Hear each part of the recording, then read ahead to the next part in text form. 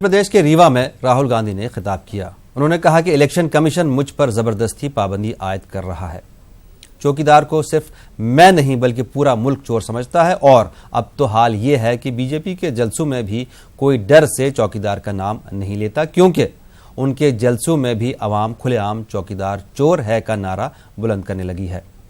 राहुल ने कहा कि मरकज में कांग्रेस की सरकार आई तो नौजवानों के हाथ मजबूत किए जाएंगे।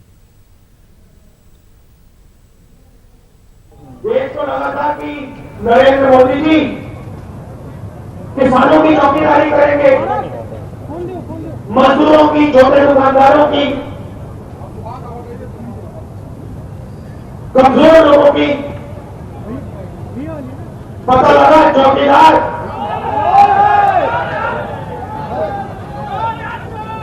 अब इलेक्शन कमीशन ने मुझे कहा, देखिए आप मेरा भाषण सुनिए, जैसे मैं कहता हूं चौकीदार, जनता कहती है चोर है।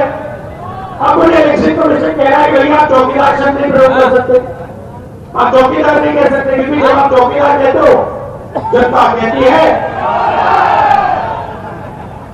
अब मेरी क्या गलती, मैं तो सिर्फ चौकीदार शब्द प्रयोग करता हूं।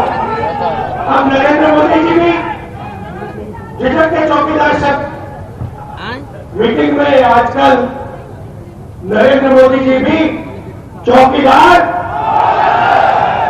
शब्द नहीं बोलते, क्योंकि गलती से उन्होंने चौकीदार बोल दिया, दूसरे साइड से बीजेपी वालों ने शुरू कर दिया चौकीदार।